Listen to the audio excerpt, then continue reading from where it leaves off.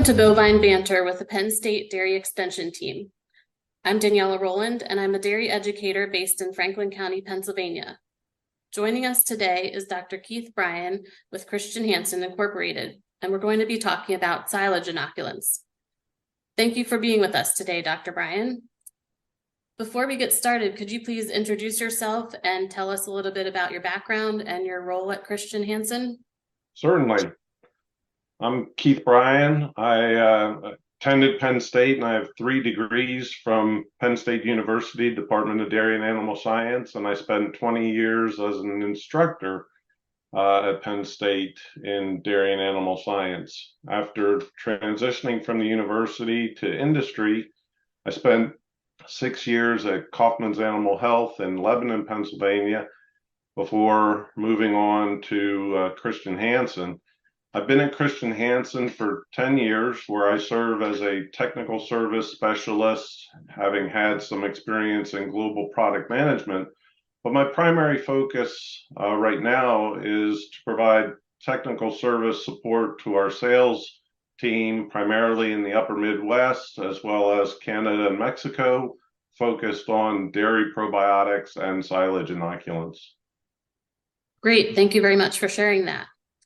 Before we dive deep into inoculants, could you talk a little bit about the basics of what inoculants are and describe the 2 main types of inoculants? Yep. So the primary form of inoculants for forages for the ensiling process are based on beneficial bacteria. And we know that there are numerous what we call epiphytic organisms on the plants, or naturally occurring organisms on the plants when we harvest them, that could drive fermentation in an undesirable direction. So we apply bacterial inoculants in order to drive fermentation toward a desirable endpoint.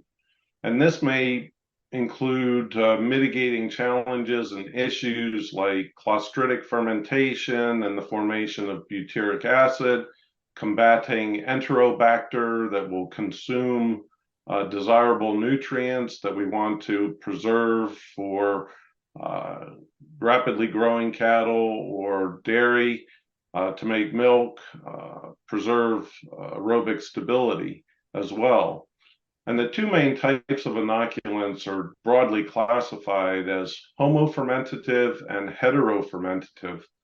Homofermentative simply means that they produce one type of organic acid, that being lactate, whereas the heterofermentative organisms produce multiple forms of organic acids, primarily lactate and acetate.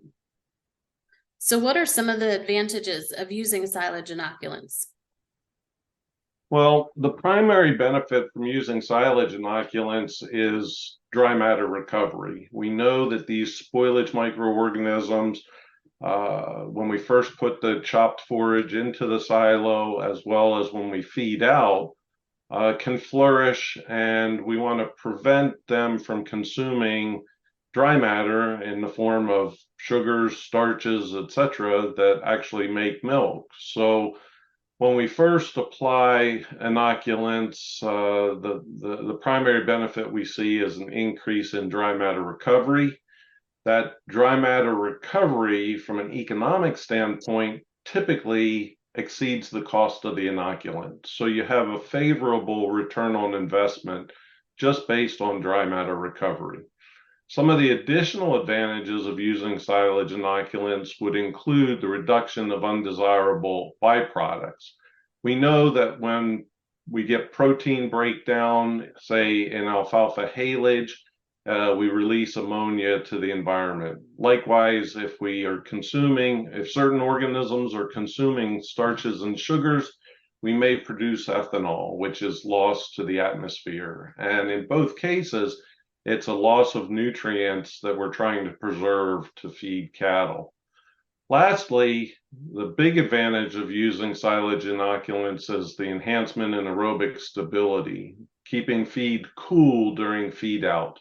Yeast and molds tend to be prevalent upon exposure to oxygen of the ensiled forage, and those yeasts and molds consume nutrients, they generate CO2, they generate heat, and that heat makes for an unstable feed that becomes less palatable for most cattle consuming it.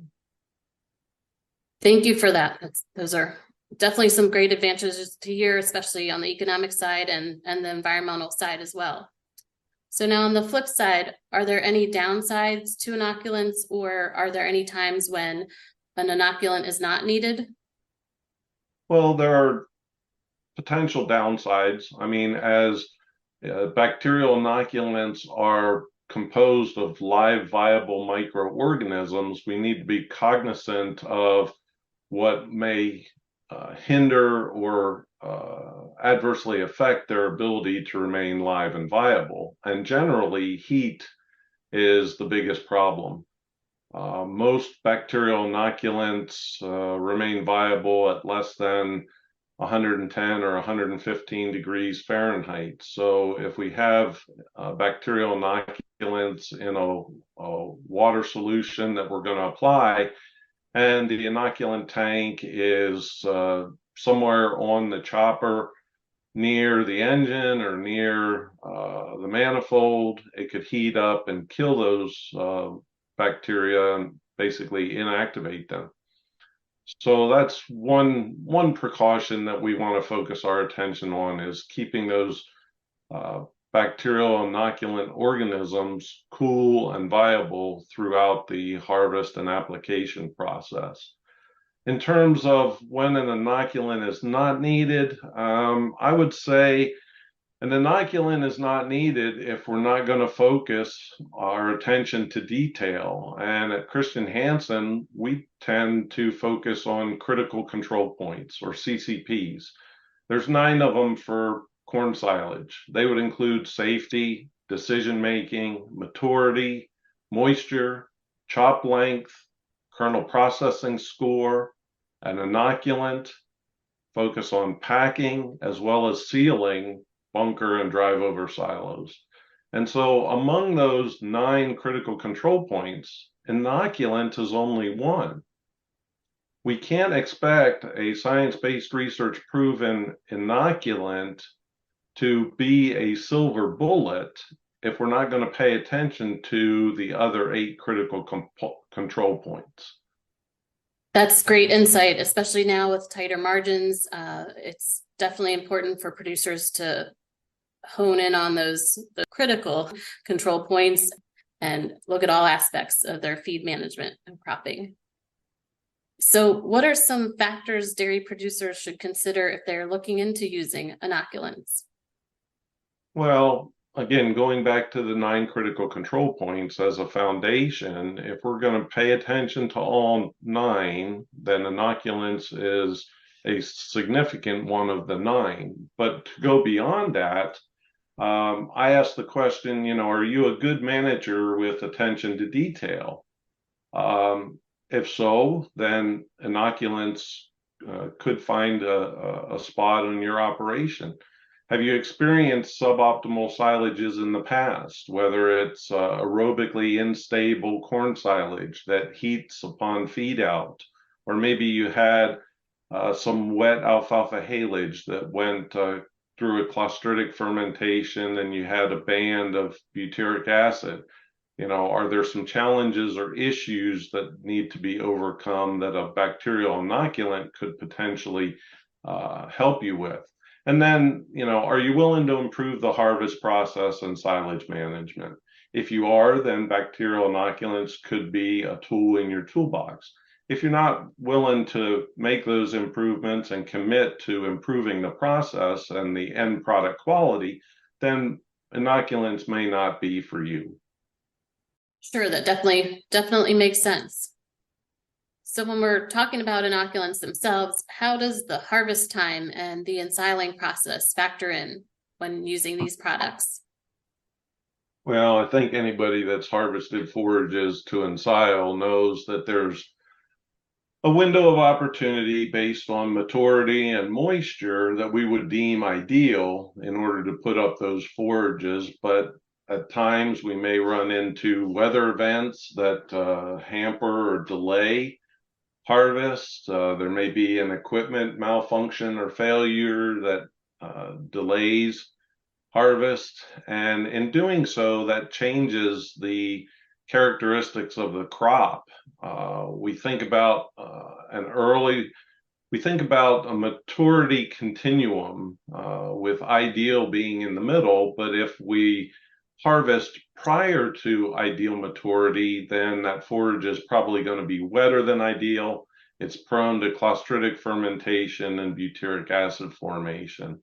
Likewise, if we are delayed in our harvest due to a weather event or equipment failure, we get into late maturing crops or late maturity crops that are drier than ideal.